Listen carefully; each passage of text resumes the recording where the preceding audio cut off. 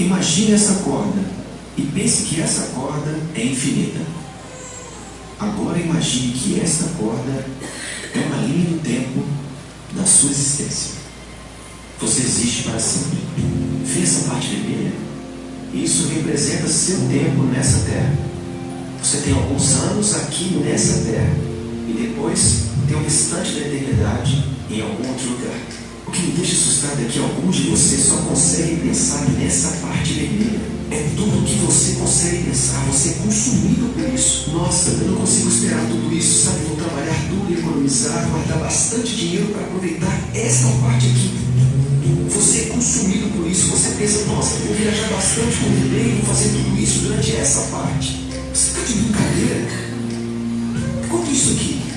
E todo o restante? Isso é loucura! Porque a Bíblia nos ensina que o que eu faço durante essa pequena parte vermelha determina como vou existir por milhões e milhões e milhões de anos para todo sempre. Então por que eu passaria essa pequena parte vermelha tentando ficar o mais confortável possível, me divertindo o máximo que eu puder? Paulo diz, olha, eu vou viver a minha vida para essa missão. Vou passar a minha vida, investir a minha vida para esse momento, quando eu cruzar a linha de chegada. Então eu vou esquecer tudo que eu poderia aproveitar. Não vou olhar ao meu redor. Vou ser como um corredor, apenas olhando para o momento que vou estar diante de Deus. Porque quando eu estiver diante dele, não vou ter essa chance aqui novamente. Temos uma chance nessa vida da terra. E ela pode acabar a qualquer segundo para qualquer um de nós. Temos uma chance e depois vem a eternidade. Existem pessoas que olham algumas das minhas decisões e dizem, ah, você é muito estúpido, porque isso vai realmente afetar aquilo. E eu digo, você é estúpido, porque vai afetar tudo isso aqui. Cara, eu falo sério, eu amo o jeito que as pessoas vivem e dizem, nossa, isso é loucura, você é tão louco, você vai fazer isso agora e aproveitar agora, sem saber se você tem um amanhã? Você pensa que isso é inteligente e que eu sou burro?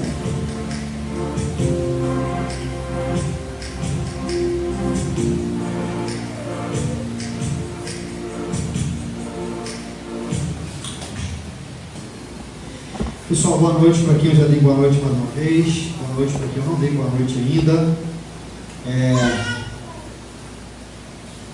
Abra sua Bíblia. Não, nós vamos ter a depois. Foi só um teste. Nós temos conversado sobre a carta de Tiago já há 3 domingos. Esse é o 4º domingo. E a gente tem visto algumas coisas daquilo que Tiago tem provocado para uma igreja, ainda que no início do seu caminhar. Nós temos visto algumas coisas que o Tiago tem chamado a atenção daquela igreja para que a sua maneira de viver ratificasse aquilo que ela afirmava ser. Se somos igreja, se somos corpo de Cristo, as pessoas que não estão no nosso convívio precisam ver em nós aquilo que nós afirmamos ser. Portanto, nós temos trabalhado aí, durante esse tempo, em série, Vivam como Cartas Vivas, a partir da carta que Tiago escreveu para a primeira igreja, a igreja primitiva, mas que certamente se encaixa como uma luva para aquilo que nós, enquanto igreja hoje, principalmente essa igreja, a Igreja Batista Alcance, congregação da Comunidade Batista Esperança, no seu nascedouro, precisam entender e lembrar como viver enquanto corpo de Cristo. Então a gente viu logo lá no início que ser cristão não nos torna imune, solta para mim lá, por favor. Ser cristão não nos torna imune às provações. Precisamos lembrar que uma vez em Cristo, não temos um antídoto para ficarmos livres de problemas. Depois nós vimos também que uma vez entendendo então que a provação faz parte da caminhada com Cristo, precisamos lembrar também que a questão de vida ou morte, entendermos que o que mais precisamos na hora da dor é parar para ouvir a palavra de Deus e o que ela tem a nos ensinar. Também vimos semana passada, e aí eu trouxe de volta as palavras de Leslie Newbigin, que a igreja é a hermenêutica do Evangelho, ou seja, quem quer conhecer Jesus, olhe para a igreja. Então precisamos lembrar que enquanto corpo de Cristo, nós não estamos manifestando a vida do Rodrigo, a vida do George, do Leandro, mas nós estamos testemunhando e vivendo a vida de Cristo enquanto igreja. Hoje nós vamos ler a partir do capítulo 2, do versículo 14 do capítulo 2 de Tiago, algumas orientações mais que Tiago tem dado para essa igreja.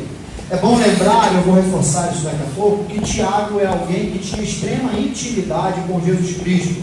É consenso entre os estudiosos que Tiago era alguém como o irmão do próprio Cristo, ou primo do Cristo, alguém que não só apenas estava orientando como líder daquela igreja, palavras como de encorajamento, mas alguém que conviveu com o Senhor ao ponto de dizer para aquelas pessoas e a nós aquilo que ele sabia exatamente que o Senhor esperava da sua igreja. Eu queria ler com vocês então agora Tiago 2, dos versos 14 até o versículo 26. Está aí? Meus irmãos, que adianta alguém dizer que tem fé se ela não vier acompanhada de ações? Ou em algumas versões está dizendo obras. Será que essa fé pode salvá-lo? Por exemplo, pode haver irmãos ou irmãs que precisem de roupa e que não têm nada para comer. Se vocês não lhe dão o que eles precisam para viver, não adianta nada dizer que Deus os abençoe, vistam agasalhos e comam bem. Portanto, a fé é assim: se não vier acompanhada de ações, é coisa morta. Mas alguém poderá dizer: você tem fé e eu tenho ações. E eu respondo: então me mostre como é possível ter fé sem que ela seja acompanhada de ações. E eu vou lhe mostrar a minha fé por meio das minhas ações. Você crê que há somente um Deus? Ótimo. Os demônios também creem e tremem de medo. Seu tolo, vou provar-lhe que a fé sem ações não vale nada. Como é que o nosso antepassado Abraão foi aceito por Deus? Foi pelo que fez quando ofereceu seu filho Isaque sobre o altar. Veja como a sua fé e as suas ações agiram juntas. Por meio das suas ações, a sua fé se tornou completa. Assim aconteceu o que as Escrituras Sagradas dizem: Abraão creu em Deus e por isso o aceitou, e Abraão foi chamado de amigo de Deus. Assim, vocês veem que a pessoa é aceita por Deus por meio de suas ações, e não somente pela fé. Foi o que aconteceu com a prostituta Raabe, quando hospedou os espiões israelitas e os ajudou a sair da cidade para o outro caminho. Deus a aceitou pelo que ela fez. Portanto, assim como o corpo sem o espírito está morto, assim também a fé sem as ações está morta. Vamos orar? Deus, obrigado por essa noite, obrigado por mais essa noite de celebração, porque estamos aqui reunidos, Deus, para de fato glorificar o Teu nome, como cantamos agora há pouco. Todas as coisas que fazemos e aquilo que queremos fazer é para glorificar o Teu nome. Nos ajude então a mantermos os nossos olhos fitos no Senhor, e os nossos ouvidos e o nosso coração sensível, que o Teu Espírito Santo nos ajude para, ao ouvir a Tua palavra, sermos de fato impactados por ela e que ela venha gerar em nós de alguma forma transformação, para que quando sairmos daqui possamos ser diferentes, ser transformados, ser moldados pela Tua palavra, no viver com aqueles que o Senhor tem nos dado no nosso convívio, no nosso viver diário. Mais uma vez, Deus fala ao meu coração e através dele para os meus irmãos aqui essa noite. É o que eu te agradeço, em nome de Jesus, amém. Queridos, embora a gente está vivendo aí a série Vivam como Cartas Vivas, eu gosto de dar alguns subtítulos, alguns temas dentro do próprio tema. E quando eu estava lendo e relendo essas passagens no meio teológico, né, Gilberto, tão contrariedade, que há algumas discussões que a gente vai falar sobre daqui a pouco. Quando eu lia e relia, o que me veio à mente foi essa palavra. Ao mesmo tempo, fertilidade, mas a proposta para hoje, que Tiago está escrevendo, é infertilidade. Tiago está chamando a atenção de uma igreja convertida ao Senhor, que caminhava já há um tempo como igreja do Senhor, mas que estava vivendo sua infertilidade. E aí, buscando o significado da palavra infertilidade, em linhas gerais, é aquilo que não produz nada, que não se reproduz. Infertilidade é infértil, algo improdutivo. Também na medicina reprodutiva, infertilidade é a dificuldade que uma pessoa tem em se reproduzir. Geralmente refere-se ao diagnóstico feito quando o casal não obtém gravidez, mesmo sem o uso de qualquer método contraceptivo. Rodrigo, o que o significado da palavra infertilidade tem a ver com a caminhada cristã? Eu penso que tudo. Por quê? Porque enquanto nós caminhamos como igreja do Senhor, nós precisamos lembrar que a caminhada cristã é uma vida de contínua fertilidade. Passa aí, por favor. Desde a criação no Éden, quando Deus disse para Adão e Eva, sejam férteis, está lá em Gênesis 1, 28. Até o chamado, ou a partir também do chamado de Jesus, quando nos escolheu para que dessemos frutos permanentes, fruto que permaneça. Isso está lá em João 15, 16. Nos enviando também ao mundo a fazer discípulos para Ele, ou discípulos dele. Eu entendo que quando o Tiago então escreve a sua carta, quando ele chega nesse ponto da sua carta, Mônica, acende por favor as outras luzes, por favor. Eu não sei se é aqui ou se é atrás aí. Quando o Tiago chama a atenção, quando ele chega nesse momento da carta, quando ele chama a atenção, ele está querendo dizer para nós que nós não podemos viver o auto-engano de ter uma caminhada cristã onde nós não produzimos nada. Tiago está dizendo para nós, se vocês entenderam quem é Cristo Jesus, se vocês dizem pertencer à igreja de Cristo, se vocês venderam a Ele, não se enganem, a vida cristã, ela produz alguma coisa, ela tem que ser fértil. Por isso a brincadeira com a palavra, porque a caminhada cristã é uma caminhada então de fertilidade. Entretanto, Tiago está chamando a atenção para uma igreja que vivia ao contrário até aquele momento. Obrigado. Vai as dúvidas. Uma igreja que não estava fértil, que não estava produzindo. E isso é incoerente com a vida cristã, porque a vida cristã é uma vida que precisa produzir. Aliás, como discípulos do Senhor, nós vivemos o discipulado diariamente. E viver o discipulado diariamente é receber de alguém e passar para alguém. É assim que Jesus ensinou os seus discípulos. É assim que os discípulos do Senhor ensinaram aqueles que se tornaram seus discípulos. Assim que chegou até nós. E é isso que nós estamos tentando fazer hoje e na nossa caminhada com aqueles que o Senhor tem nos dado. Discipulado. Embora na carta que Tiago escreve, como eu já disse em alguns momentos anteriores, ela não é tão sistematizada como, por exemplo, quando Paulo escreve as suas cartas, principalmente a carta aos Romanos. Tiago, ele está o tempo todo na sua carta, indo e voltando em assuntos que ele precisava ponderar, precisava pontuar para a igreja. E um deles é: a igreja saia da inércia, da improdutividade, para viver uma vida fértil, para entendermos que mais importante do que apenas falar e dizer que somos cristãos é fazer. Quem esteve aqui desde o início, quem ouviu há umas 3 semanas atrás que o que mais precisamos fazer na hora da aprovação não é fazer, mas é parar e ouvir. Tiago agora dizendo, ou entendendo o que Tiago está dizendo, que o que mais precisamos fazer na caminhada cristã não é simplesmente falar, mas é agir, parece coerente. Só que de fato o primeiro passo que nós damos é ouvir, é aprender o que o Senhor através da sua palavra tem tratado conosco, tem mostrado em nós que precisa ser transformado. Mas à medida que nós vamos ouvindo, à medida que nós vamos entendendo o que o Senhor quer trazer para nós vamos agora começando a agir, nós vamos começando a produzir, nós vamos de fato tendo uma caminhada de fertilidade cristã. Precisamos lembrar que nós não temos um nível como num game, e eu vou ficar repetitivo nisso, onde quando nós nos rendemos ao Senhor, então nós começamos no estágio 1 ali, onde nós nos tornamos amigos de Deus, depois vamos para o segundo estágio, agora eu sou cristão, e tem o estágio radical, ou hardcore, que é o estágio do discipulado, ou do discípulo de Cristo, onde é aquela pessoa que se entrega, aquela pessoa que vive a abnegação, é aquela pessoa que vive a renúncia na sua vida. Não, quando nós nos rendemos a Cristo, não tem níveis. Quando nós assumimos uma identidade de cristãos, é porque nós entendemos que nós somos discípulos de Cristo. E o discípulo na história, ou naquela história, esse é o legado que foi deixado para nós, é aquele que se parece com o seu mestre. O quanto, na nossa caminhada, nós temos lembrado aquele que nós chamamos de Senhor das nossas vidas, e não simplesmente o Salvador dela, mas o Senhor das nossas vidas. Há um provérbio chinês, passa aí lá, que diz que a jornada de 1000 milhas começa no primeiro passo. Às vezes a gente quer fazer um monte de coisa. Às vezes a gente pensa que para ser de fato um discípulo do Senhor, para ser um cristão reconhecido como tal, a gente precisa fazer loucuras aos nossos olhos, como alguns cristãos já têm feito, largando casa, largando muitas vezes família, indo para uma outra cidade, fazendo missões transculturais. Mas a caminhada ela não começa com vários passos. A caminhada ela começa com o primeiro passo. E esse primeiro passo, eu, de maneira intencional, quero chamar a atenção, que começa no arrependimento.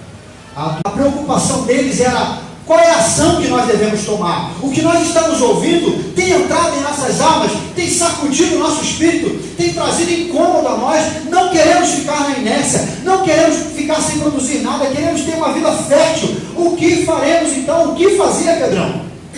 E Pedro diz para aquela turma em Atos 2,37: se arrependam.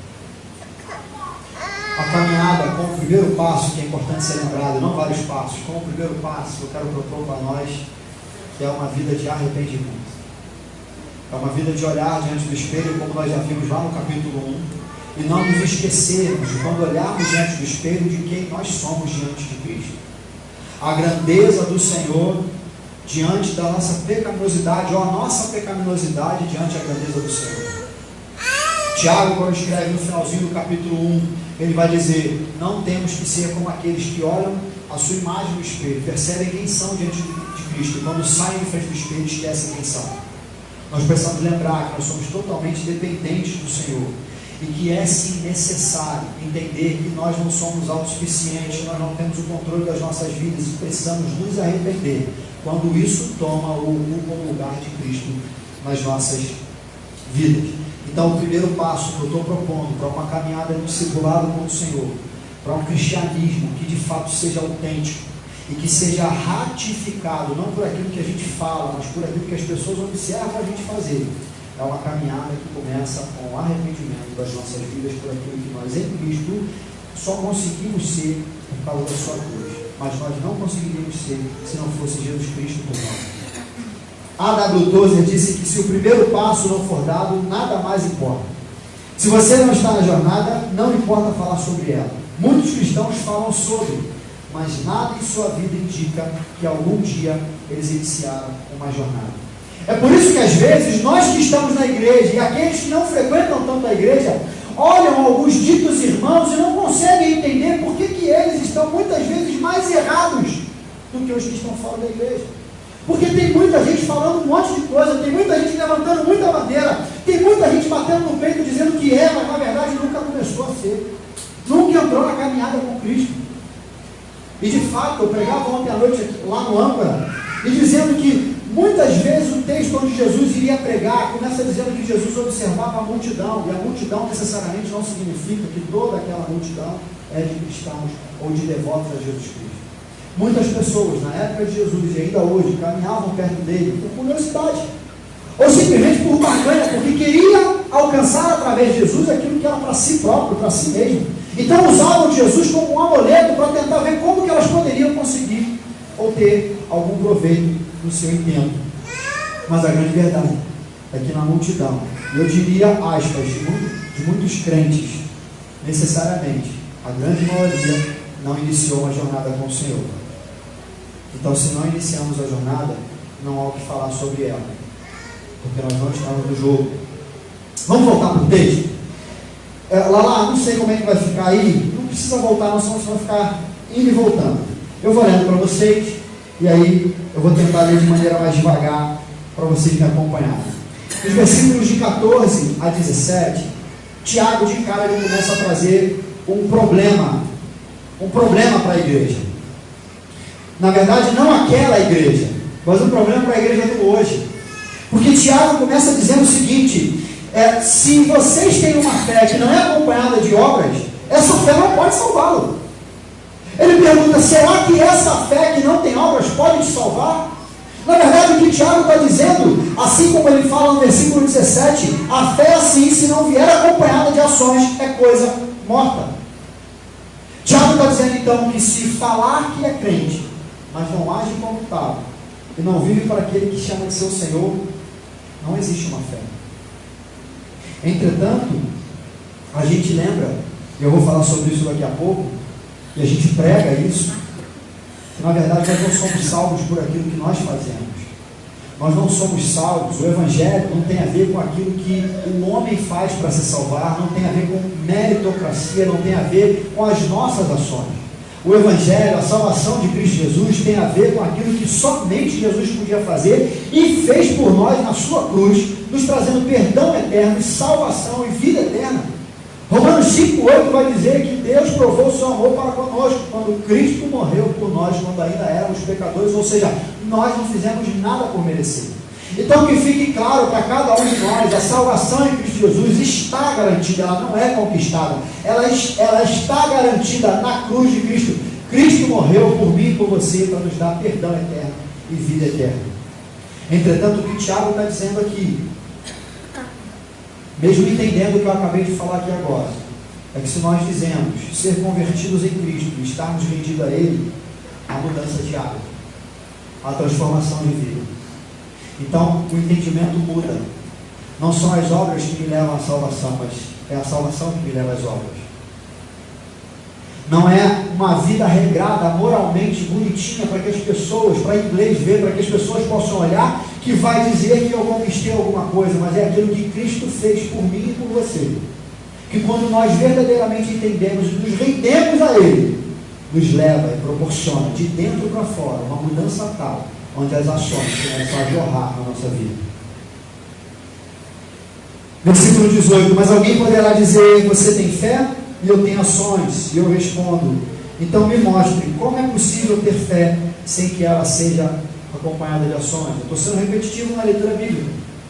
É o que eu acabei de dizer. Tiago está relatando algo que é impossível de acontecer. Não há como eu dizer que eu torço para o Flamengo, por exemplo, e está ligado, exceto o dia de hoje que eu tive que ver o jogo do Vasco, né?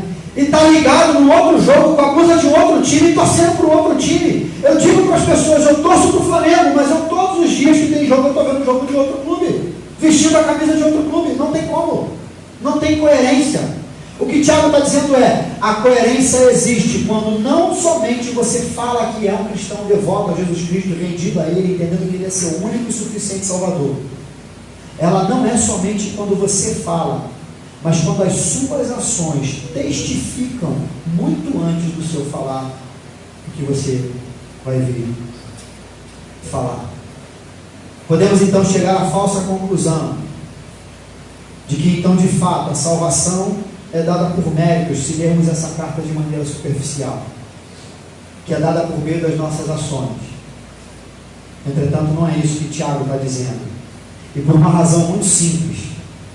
É o contexto em que Tiago está. O que é importante saber são os pressupostos, tanto de Tiago quanto de alguém que eu vou trazer para a cena agora.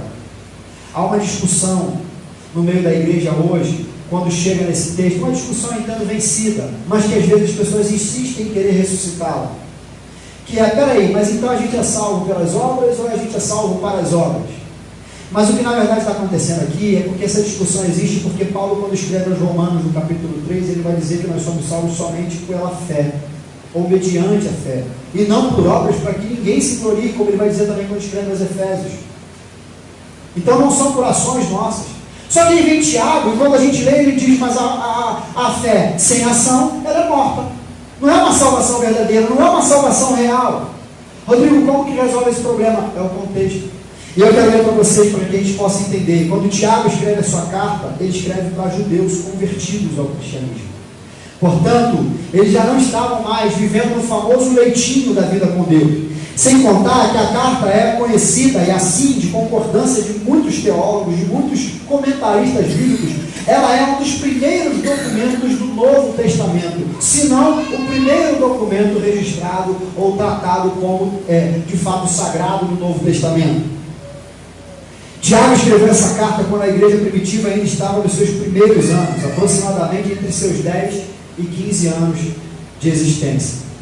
Quando Tiago escreve essa carta, ele está escrevendo para um povo específico, numa data onde Paulo não havia ainda escrito a sua carta. Quando Paulo vai escrever a sua carta, ele escreve pelo menos uns 8 a 10 anos depois, e ele escreve para um outro contexto, numa igreja que não tinha somente judeus convertidos, mas tinha agora gentios, que necessariamente não eram judeus.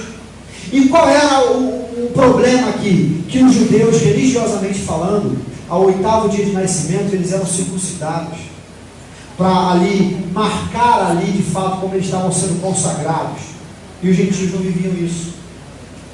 Então, quando Paulo escreve os irmãos em Roma, ele está escrevendo tanto para judeus, mas para um povo muito maior que ele estava atingindo, que eram os gentios. E eles não sabiam como é que a coisa funcionava, e estavam vivendo a pressão dos judeus que estavam entre eles, dizendo, não, vocês não foram circuncidados, vocês são incircuncisos, vocês precisam fazer tal ato para conseguir de fato a salvação. Então, por isso, quando Paulo escreve, Paulo está escrevendo, não é por meio de ações que nós alcançamos a salvação, é por meio de Jesus Cristo, a fé em Jesus Cristo.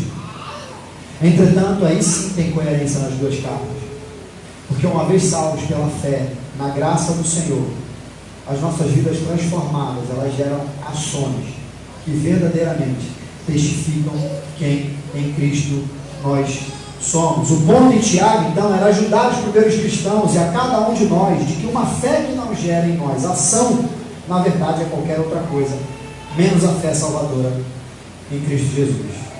Eu vou repetir, uma fé nas nossas vidas, até aquela fé que a gente canta que não costuma falhar, que não produz ação em nossas vidas, é qualquer outra coisa, mas não uma fé salvadora em Cristo Jesus. Ou seja, uma fé que não está acompanhada de ações, não é uma fé real, salvadora e, portanto, está morta. Tim Keller disse que somos salvos só pela fé. Ele concorda com isso. Somos salvos somente pela fé. Entretanto, não por uma fé que permanece só. Somos salvos só pela fé, mas não por uma fé que permanece só. Parece que a gente está girando em cima do mesmo assunto, e a ideia de Tiago é exatamente essa. É lembrar aos irmãos que se somos o que dizemos ser, precisamos manifestar na prática e não na nossa fala. Lembra semana passada, quando nós falamos de tratar as pessoas pelas aparências, por aquilo que o seu exterior apresenta para nós, e que uma vez em Cristo nós não tratamos as pessoas pelo que vemos, mas pelo que o caráter de Cristo é forjado em nós, e assim nós tratamos as pessoas? A mesma forma Tiago vai tratar quando nós lemos que alguém aparece e está necessitado, está com falta de recursos, e nós olhamos para essas pessoas e não damos bola para a sua necessidade, apenas batemos no ombro e dizemos, vai em paz, que Deus te abençoe, mas não chegamos junto com aquela pessoa para dizer, meu irmão, vem cá, vou te dar o braço, vamos caminhar, o que eu posso fazer por você? Necessariamente não são somente recursos materiais, não é só o financeiro, não é só o alimento. Às vezes é alguém que está do nosso lado, que a gente percebe que está com o olhar caído, e que talvez a gente tenha uma palavra de consolo, de conforto para dar, uma oração, apenas um abraço, apenas sentar do lado. Mas a nossa agenda e a concorrência da nossa agenda é tão louca que a gente não quer ter o trabalho de disponibilizar o nosso tempo para aquela pessoa.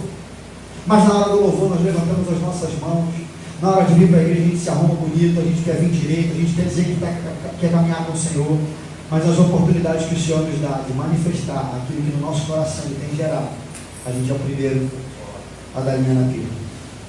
Versículo 19 e 20 diz: você crê que há somente um Deus? É a pergunta que o Tiago faz. Os demônios também creem.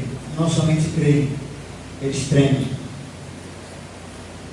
Os demônios sabem quem é o Senhor. Frederic Rankington disse que não é a dúvida científica, o ateísmo, ou o panteísmo, ou o agnosticismo, que em nossos dias e na terra tem mais chance de extinguir a luz do Evangelho. É essa prosperidade orgulhosa, sensual, do egoísta e arrogante, de gente que vai à igreja, mas tem um coração vazio. A gente quer botar culpa nas pessoas, a gente quer botar culpa nos vários tipos de religiões que tem aí, nos ensinamentos que têm sido dados, mas às vezes o problema, como o próprio Cristo vai dizer num outro momento, num outro contexto, não é o que está de fora vindo para dentro. O problema muitas vezes é o que está aqui dentro indo para fora. O nosso coração é enganoso. Só quem pode transformar um coração de pedra, Ezequiel 36, só quem pode transformar um coração de pedra num coração de carne, nos dar um coração novo, é o nosso Senhor. E muitas vezes no nosso coração, quando o próprio Jesus vai dizer, maldito homem confia no homem, é em si mesmo. O coração do homem é enganoso.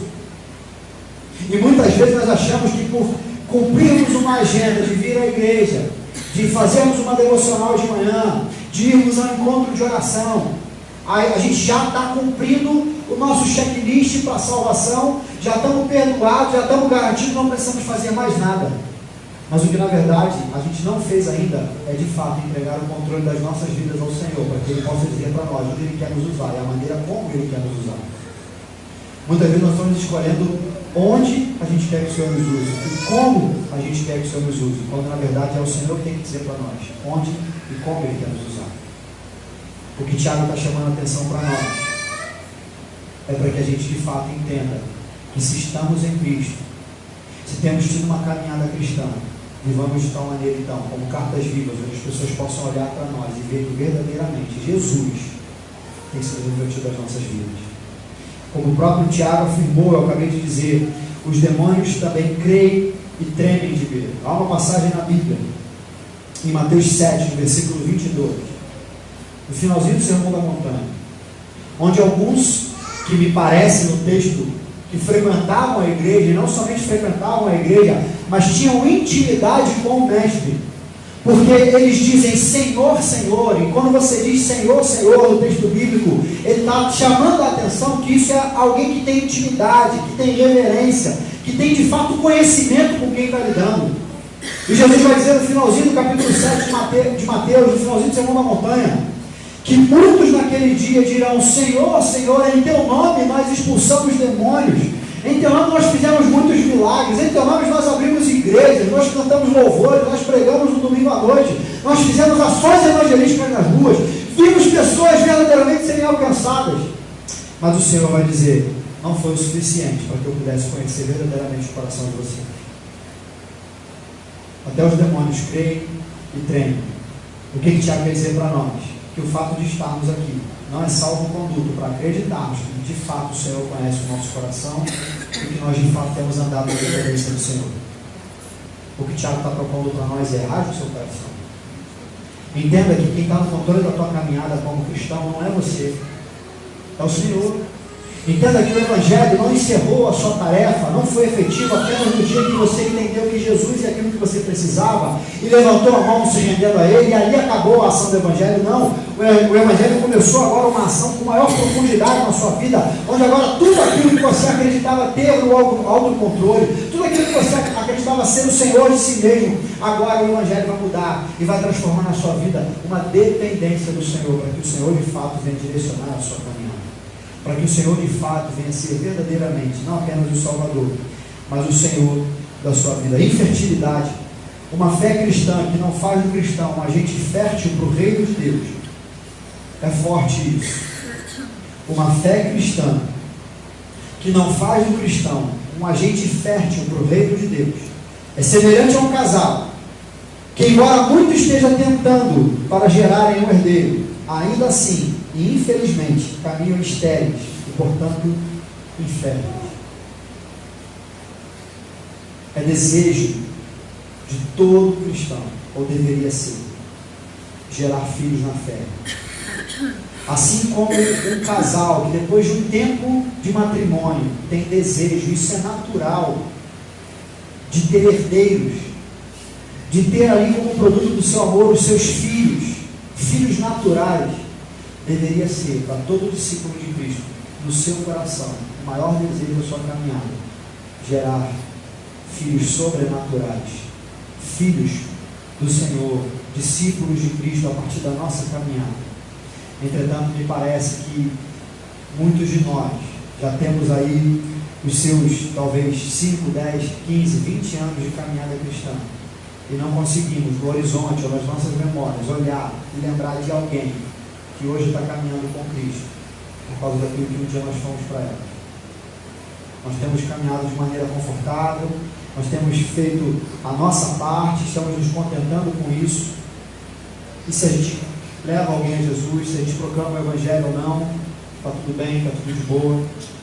O que Tiago está dizendo é que não é esse o termômetro de uma vida que de fato caminha com o Senhor. Uma vida que de fato caminha com o Senhor tem o desejo de, assim como Maria Madalena, quando viu Cristo, que ela percebe que é Ele, chamando ela pelo nome, bateu em retirada para contar para os demais o que ela tinha acabado de ver.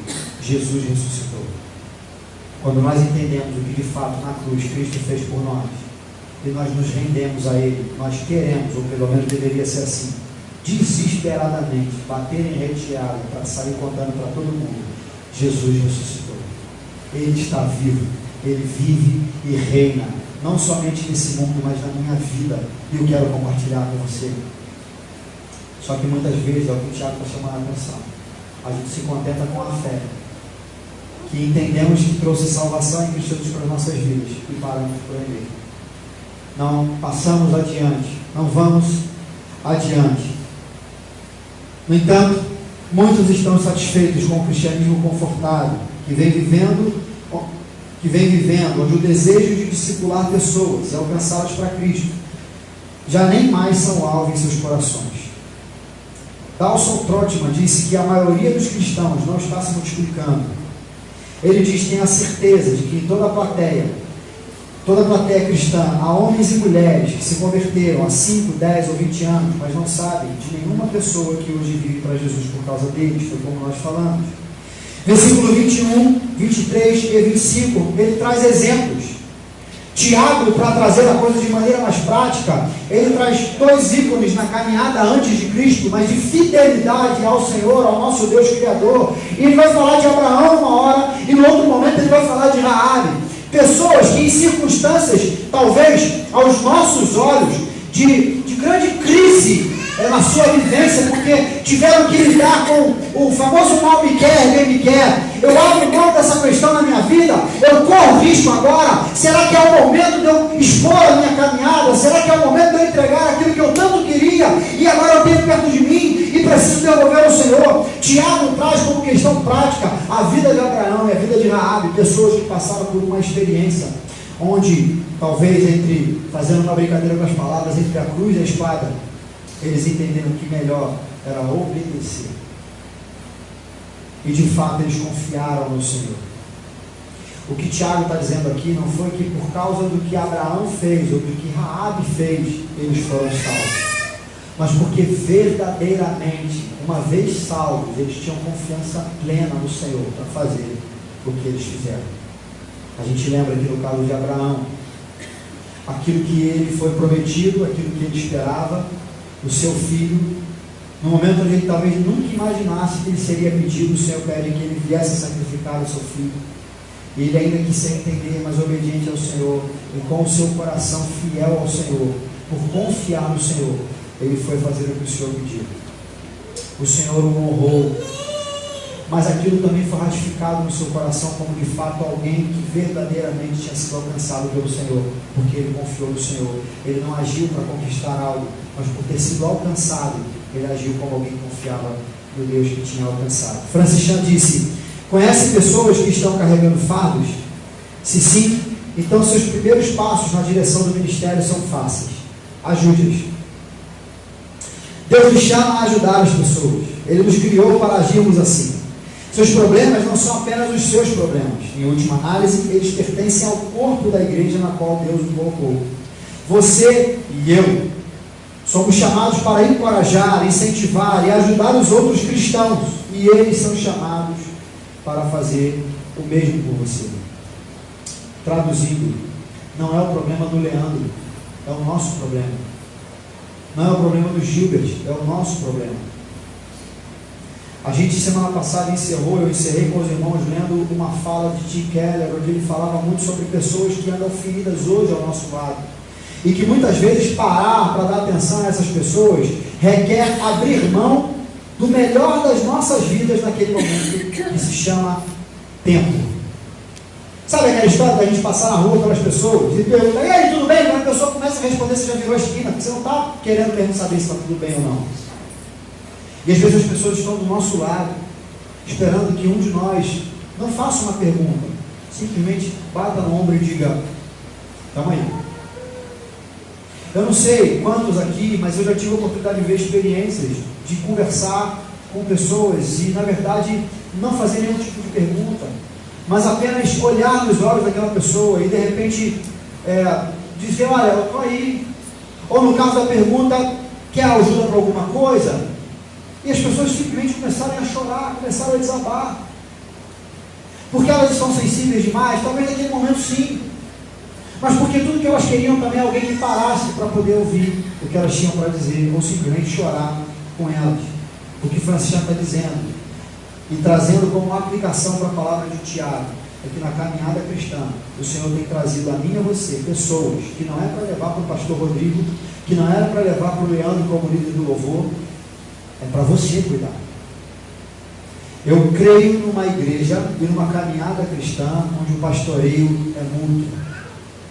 Eu entendo que a Bíblia vai nos ensinar que há funções na vida do chamamento do ministério da palavra, do ministério pastoral, que são específicas do pastor, como o ensino da palavra, por exemplo.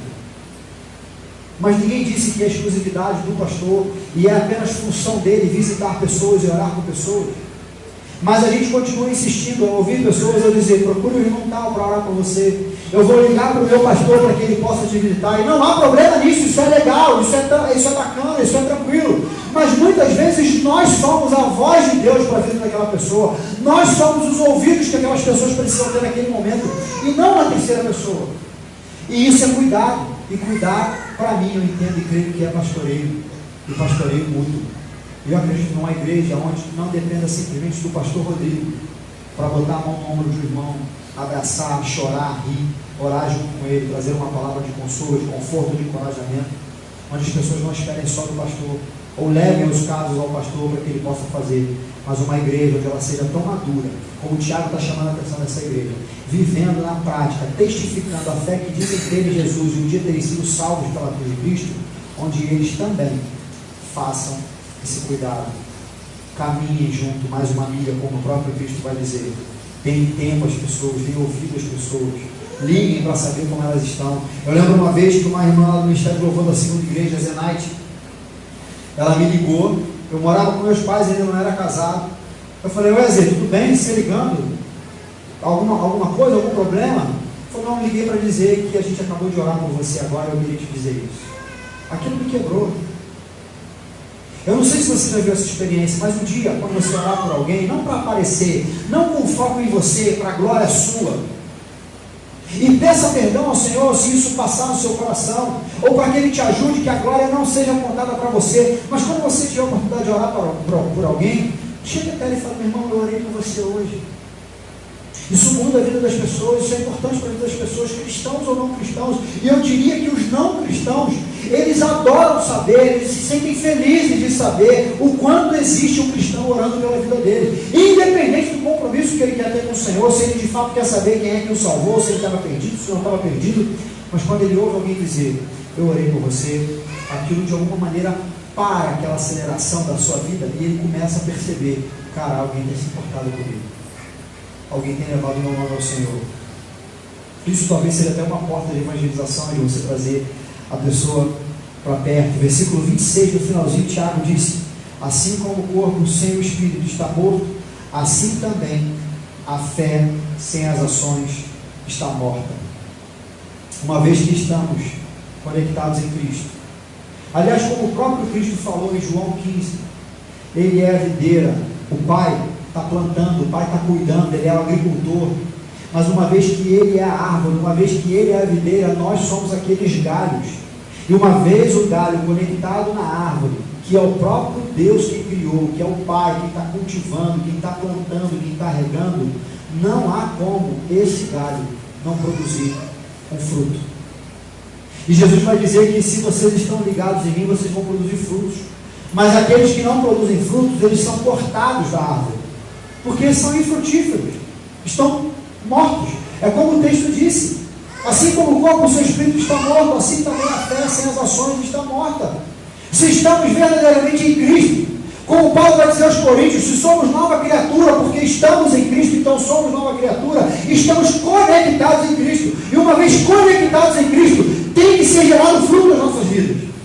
Mas esse tem que ser gerado não é algo como eu preciso fazer alguma coisa, isso é natural, é desejo, é vontade de cada um que se rendeu a Jesus e que entendeu a cruz de Cristo, o quanto a cruz de Cristo nos libertou da condenação, da ira de Deus e trouxe perdão a nós. É natural e é desejo dos nossos corações passar adiante. Tinha um comercial, começava com guarda-chuva, se você não pode fazer tudo, faça alguma coisa que puder, e acho que em algum momento falava, passe adiante. Passe adiante. Rodrigo, eu não sei pregar, Rodrigo, eu não sei falar, Rodrigo, eu não sei orar. Seja você transformado pelo Senhor, um autêntico cristão, discípulo de Cristo, calado, uma carta viva, para que as pessoas possam olhar para você e perguntar qual é a esperança de glória que há na sua vida. Contudo, não podemos de forma alguma sucatear e relativizar a graça para vivermos sem que possamos mensurar e praticar as implicações de vivermos uma vida cristã. O que eu quero dizer com essa fala? Rodrigo, se de fato somos salvos pela fé, a fé em Jesus, que traz a sua graça sobre nós, que mostra para nós que não fizemos nada por merecer, mas Ele na cruz tirou a condenação, a ira de Deus sobre nós, e com o seu amor derramado ali na cruz, Ele nos deu perdão eterno, nos garantiu a eternidade. Então a gente não pode, já que estamos livres da ira de Deus, da condenação, da morte eterna. Não podemos então viver do nosso jeito? Não podemos então viver de qualquer jeito? Precisamos realmente fazer alguma coisa? Temos que realmente ter uma vida regrada, de não simplesmente dizer que ama Cristo, mas ter um compromisso com a igreja local, ter um compromisso com o Senhor ao tal ponto de olhar para a vida das pessoas que não se renderam a Ele e orar por elas e clamar a Deus pela vida delas para que elas possam ter um encontro com Cristo. Eu preciso realmente viver nessa intensidade. Isso não é só para os radicais. Se a graça me alcançou, eu não posso viver então do meu jeitinho, no meu mundinho.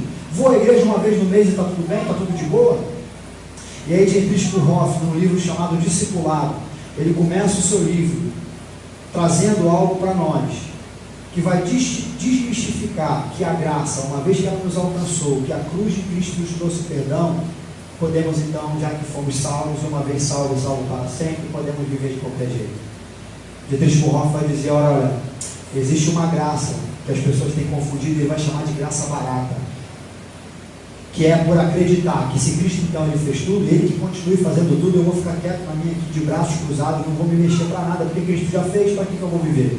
Eu posso continuar indo na igreja uma vez sim, outra não, eu posso continuar brigando na rua, eu posso continuar não tendo um relacionamento saudável com os meus amigos no trabalho, na escola, onde for, eu posso continuar não tendo um relacionamento saudável com a minha família, na educação dos meus filhos, porque se a graça já me alcançou, eu vou viver do meu jeito, e que Cristo que fez na cruz, o que fez, me garanta a salvação. O que Jesus Bonhoeffer vai dizer é, isso é baratear a graça, isso é sucatear a graça. Entretanto, ele vai chamar a outra graça, não que tenham duas, ele apenas está desmistificando, para que nós possamos entender que aqueles que de fato se renderam ao Senhor, vivem pela graça sim, mas a graça que ele chama de preciosa, a graça que entende que custou caro o que Deus fez por nós, custou o que ele tinha de melhor, que era o seu próprio Filho, ele mesmo encarnado como Deus Filho para nós, morto na cruz, como Isaías 53 vai dizer, por conta do castigo que estava sobre ele, nós tivemos paz. O castigo que nos traz a paz estava sobre ele, e as suas feridas trouxe salvação para nós, nos deixou sarados, nos deixou curados. Quando nós entendemos que foi caro o que Cristo fez na cruz por nós, o que Deus revelou através de Jesus na cruz por nós entendemos então que uma vez vendidos a Ele, nós não vamos baratear a graça, nós não vamos viver de qualquer jeito, uma vida sem compromisso, uma vida que não quer proclamar o Evangelho, uma vida que não quer ter compromisso real com o Senhor, uma vida que não se permite ser transformado pela palavra de Deus, de dentro para fora, como o autor aos Hebreus vai escrever, essa palavra que tem poder de transformar, de separar juntas e medulas. Aqueles que entendem de fato o amor de Deus revelado na cruz de Cristo, eles vão viver pela graça sim, mas entendendo que é a graça preciosa, a graça que custou o sangue de Cristo, aquele que era o próprio Deus, o Verbo encarnado, aquele que tornou a forma humana, para mostrar para nós o quanto ele queria se relacionar conosco, para nos ensinar e para vir nos resgatar, para nos trazer redenção, para nos trazer salvação, para nos trazer vida. Quando nós entendemos isso, a caminhada com Cristo, e é isso que o Tiago está propondo, não é uma caminhada de qualquer jeito. Por outro lado, a graça preciosa nos faz viver o Evangelho de maneira plena e não superficial, de modo que nos tornamos cada vez mais praticantes e não somente ouvintes da palavra. Capítulo 1 de Tiago nós falamos sobre isso. A reverberação e o rever as nossas ações. O que nós temos produzido na vida daqueles que o Senhor tem nos dado? Como nós temos vivido o cristianismo que nós dizemos ter e dizemos ter nos rendido? O Senhor que nós dizemos dizer ser o nosso Salvador, como nós temos vivido? Tem de fato refletido ao Cristo que nós temos afirmado seguir? Porque é essa a proposta de Tiago, porque se essa fé não está acompanhada de ações, ela é inexistente. Na verdade, como o Tiago vai dizer, essa sua fé pode te salvar, Tiago não está falando da fé salvadora, Tiago está falando da fé daquele que acredita que viver uma vida rasa, superficial, é auto-engano. É acreditar que é alguém que não é. E Tiago está dizendo, não é essa fé que de fato transforma a vida das pessoas e pode salvar, livrando a gente da ira de Deus. e colocando de fato os caminhos que o Senhor tem para nós. Eu quero encerrar lembrando Carson, onde ele faz uma ilustraçãozinha, e nessa ilustração ele vai baratear a graça, mas apenas para que a gente possa entender que muitos de nós, muitas vezes, queremos caminhar no Evangelho de Jesus da mesma maneira como nesse texto ele colocou. E ele diz o seguinte: eu gostaria de comprar mais ou menos $3 de Evangelho. Por favor, não muito, apenas o suficiente para eu ser feliz, mas não demais para que eu fique dedicado. Eu não quero tanto Evangelho que eu aprenda a realmente odiar a cobiça e a luxúria. Certamente não quero tanto que comece a amar os meus inimigos, prezar a autonegação e contemplar o serviço missionário em alguma cultura diferente. Eu quero êxtase, não arrependimento, transcendência, não transformação. Eu gostaria de ser querido por algumas pessoas gentis, perdoadoras e de mente aberta, mas eu mesmo não quero amar aqueles de diferentes raças, especialmente se tiverem cheio. Eu gostaria de Evangelho o suficiente para fazer minha família segura, meus filhos bem comportados, mas não tanto que eu descubra minhas ambições redirecionadas ou minhas doações por demais alargadas. Eu gostaria de levar $3 de Evangelho, por favor. Muitas vezes a gente diz que quer caminhar com o Senhor, mas é aqui, ó, Senhor, eu quero caminhar contigo, aqui, ó, no meu mundinho aqui, ó, do meu jeito, da nossa maneira. O Senhor diz: não é essa a proposta do Evangelho. A proposta do Evangelho tem a ver com abnegação, tem a ver com renúncia, tem a ver com perda. Como Paulo diz quando escreve aos Colossenses, Gálatas: vivo não mais eu, mas Cristo vive em mim. Gálatas 2. E a vida que agora eu vivo naquele que me salvou e que se entregou por mim. Se estamos verdadeiramente em Cristo, vivamos de fato como alguém que está na centralidade da vida de Cristo, sendo direcionado por Ele, e não apenas colocando Ele como alguém coloca alguém no banco do carona e dizendo: olha, eu continuo no volante, mas me diga como eu posso chegar onde eu quero chegar, me leve até lá. Não, de fato estejamos em Cristo, como aqueles que coloquem o Senhor no banco do motorista e digam: Senhor, eu vou para o banco de trás, vou nem para o banco do carona, porque eu quero curtir a paisagem e o caminho por onde o Senhor vai me levar a percorrer agora. Mas às vezes a gente se perde numa caminhada com o Senhor, onde a gente quer só um pouquinho do Evangelho, o suficiente para que a gente se sinta livre da ira de Deus, mas nada comprometido com o Evangelho de fato de Jesus, que traz transformação e vida para as nossas vidas. Vamos ficar de pé, vamos orar?